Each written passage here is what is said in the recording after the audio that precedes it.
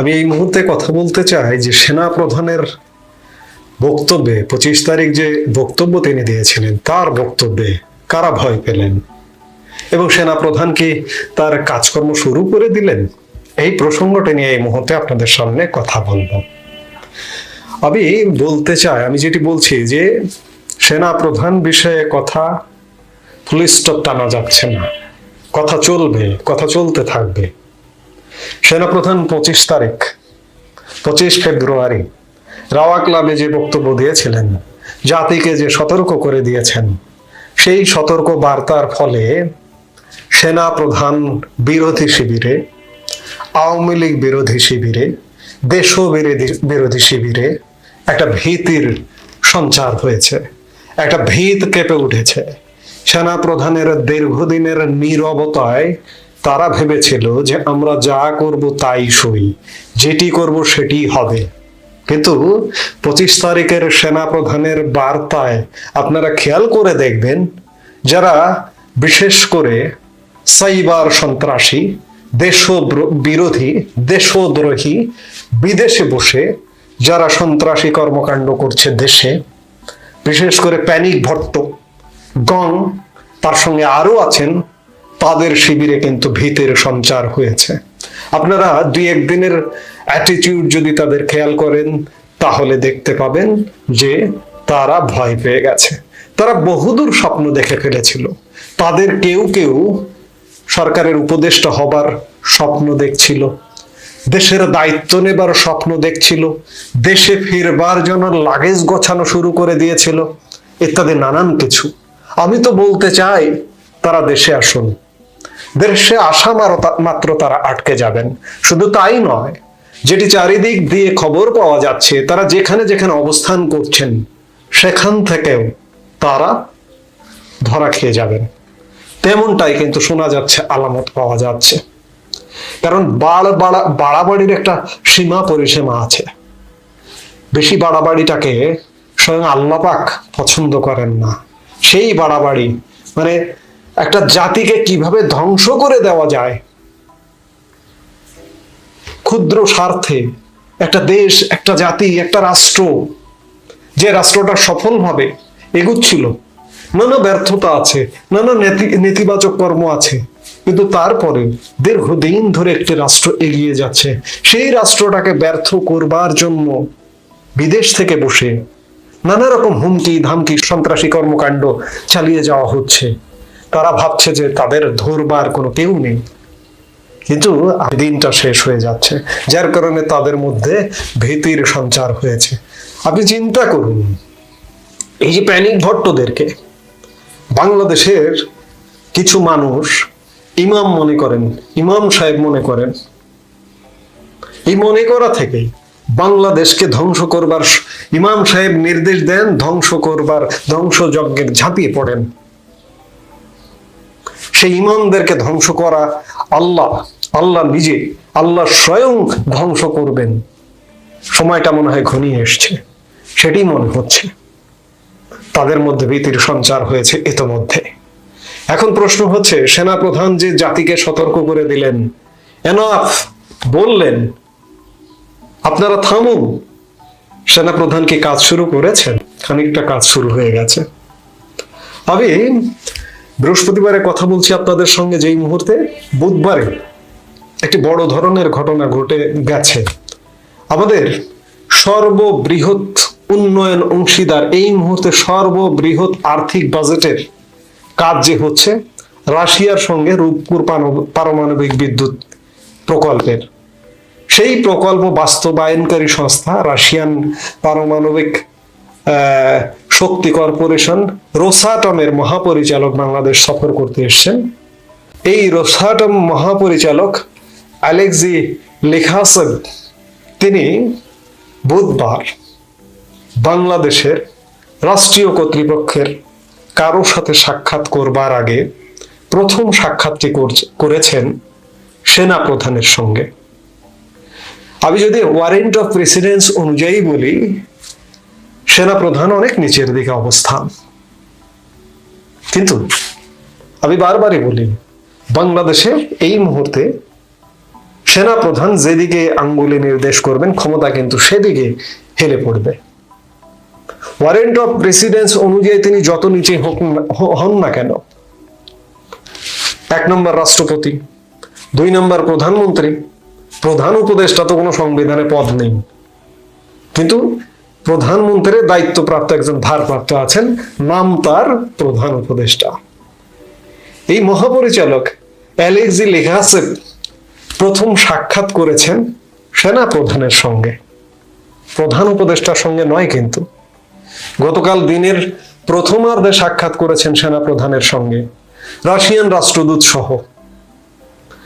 বিকেল বেলা সাক্ষাৎ করেছেন প্রধানমন্ত্রীর দায়িত্বপ্রাপ্ত ভারপ্রাপ্ত সরকার প্রধান মোহাম্মদ ইউনূসের সঙ্গে। এই সাক্ষাৎটি কিসের আলামত বহন করে? 25 ফেব্রুয়ারি সেনা প্রধান যে বক্তব্য দিয়েছেন, আপনারা এবার থামেন। এক প্রকার দায়িত্ব নেবার মতো ইঙ্গিত দিয়েছিলেন সেনা প্রধান। তাহলে কি বলবো, বিশ্ব কি সেনা প্রধানের দিকেই ঝুঁকে পড়েছেন? সেনা প্রধানের সঙ্গে কি আগে কথা বলতে চাইছেন সবাই? সরকার প্রধানের সঙ্গে আগে কথা বলছেন না, ভারপ্রাপ্ত সরকার প্রধান আগে সেনা প্রধানের সঙ্গে সাক্ষাৎ করে তারপরে প্রধান উপদেষ্টার সঙ্গে সাক্ষাৎ করছেন। বিষয়টি কেমন নয়? কাজেই কেমন নয় এটি সঠিক, কারণ সরকার প্রধান একজন ভারপ্রাপ্ত, যে কোনো ভাবে ঘটনাক্রমে দায়িত্বপ্রাপ্ত, তিনি সেই সরকার প্রধানের সেই মর্যাদার আসনটি, সেই মর্যাদার জায়গাটি ধরে রাখতে পারেননি। তিনি আগাগোড়াই একটি ব্যানানা ট্রি টাইপ, কিন্তু এখন তিনি অনেক বেশি ব্যানানা ট্রি হয়ে উঠেছেন। সেই জায়গা থেকে সেনা প্রধান গুরুত্বপূর্ণ হয়ে উঠছেন বা সামনে আসছেন। আমি সেনা প্রধান নিয়ে আমি বারবার বলতে চাই, আমি সেনা প্রধানের সঙ্গে আছি, আমার ভয়েস সেনা প্রধানের সঙ্গে থাকবে। কারণ হচ্ছে, এবং আওয়ামীপন্থী এবং বাংলাদেশপন্থী, স্বাধীনতাপন্থী, মুক্তিযুদ্ধপন্থী সবাইকে আমি বলবো যে সেনা প্রধানকে সমর্থন করুন, সেনা প্রধানের সাথে থাকুন। কেন থাকুন? আমি নিজেও অনেক ভুল বোঝাবুঝি ছিল, এখনো কিছুটা ধোঁয়াশা আছে। সেনা প্রধানের প্রমাণ করতে হবে যে তিনি বাংলাদেশের পক্ষে, তিনি স্বাধীনতার পক্ষে, তিনি মুক্তিযুদ্ধের পক্ষে। কারণ গত 6 মাস 7 মাসে এমন কিছু ঘটনা ঘটেছে আমার মুক্তিযুদ্ধ নিয়ে, আমার বঙ্গবন্ধু নিয়ে, যেগুলোতে কোনো আপোষ চলে না। সেই জায়গায় আঘাত আনা হয়েছে, যার কারণে এখনো আমি সেনা প্রধানকে আমি দায় দিতে চাই, কিন্তু তারপরেও তার উপরেই ভরসা রাখতে চাই। কেন রাখতে চাই? আমি এই জন্যই ভরসা রাখতে চাই, তিনি আসলে পারেননি বিগত 6-7 মাসে অনেক কিছু করতে। নানান ষড়যন্ত্রের তাকে নিয়ে হয়েছে, এমনকি প্রধান উপদেষ্টা মোহাম্মদ ইউনূসও তাকে সরাবার ষড়যন্ত্রে লিপ্ত ছিলেন। যে ইউনূসকে সেনাপ্রধান, যে ইউনূসের সরকার সেনাপ্রধান নিজে তত্ত্বাবধান করে গঠন করে দিলেন, 5 আগস্ট বিকেলে তিনি বললেন আমি দায়িত্ব নিচ্ছি, অর্থাৎ তিনি সরাসরি অপারেটিং বস হননি, তিনি দায়িত্ব নিয়ে একজনকে দায়িত্ব দিয়েছেন, কিন্তু সেই দায়িত্ব সঠিকভাবে পালিত হয়নি। সেই জায়গা থেকে সেনাপ্রধানও হতাশ হয়েছেন। আমি সেনাপ্রধানের পক্ষে এই জন্য, ওই যে বাংলাদেশ বিরোধী শক্তি সেনাপ্রধানের বিপক্ষে, সেনাপ্রধানকে সরিয়ে ফেলতে চায়, সেনাবাহিনীর সেনা সদস্যদের মধ্যে উস্কানি তৈরি করতে চায়, উস্কানি তৈরি করবার এখনো পায়তারা চলছে। ওরা কেন সেনাপ্রধানের বিপক্ষে? কারণ ওদের পক্ষে সেনাপ্রধান নয়, বাংলাদেশের বিপক্ষে সেনাপ্রধান নয়, সেনাপ্রধান পরিস্থিতির শিকার। আমি এখনো বলতে চাই, সেনাপ্রধান বিশ্বাস করতে চাই সেনাপ্রধান পরিস্থিতির শিকার, যার কারণে আমাদের অনেক সুরক্ষা দিতে পারেননি, বাংলাদেশকে সুরক্ষা দিতে পারেননি। একদিন তিনি এই কথাও বলবেন যে আমি পারিনি, আমার এই বাধাগুলো ছিল, এই জন্যই আমি সেনাপ্রধানের পক্ষে। ওই গোষ্ঠীটি যারা বাংলাদেশ বিরোধী, জামাত, শিবির ইত্যাদি নানা পক্ষের, এমনকি ওই যে বিদেশ থেকে প্যানিক ভট্টরা, তারা সেনাপ্রধানকে সরিয়ে দেশে কি অস্থিতিশীল পরিবেশ তৈরি করতে চায়, রাষ্ট্রপতিকে সরিয়ে তারা কি সংকট তৈরি করতে চায়, সংবিধান বাদ দিয়ে তারা কি সংকট তৈরি করতে চায়, একটা মাৎস্যন্যায় করতে চায়, একটা পানি ঘোলা করে সেই পানিতে মাছ শিকার করতে চায়। বাংলাদেশের মানুষ, বাংলাদেশপন্থী মানুষ, মুক্তিকামী মানুষকে বুঝতে হবে এই বিষয়টি। এজন্যই সেনা প্রধানের পক্ষে থাকতে হবে এবং সেনা প্রধানের পক্ষে থাকতে হবে এবং এই দাবিটি জোরালো ভাবে তুলতে হবে। সেনা প্রধানই দায়িত্ব নিয়ে একটি তত্ত্বাবধায়ক সরকার গঠন করুন। আমি আগের বক্তব্যে বলেছি সেটি সেনা শাসন নয়।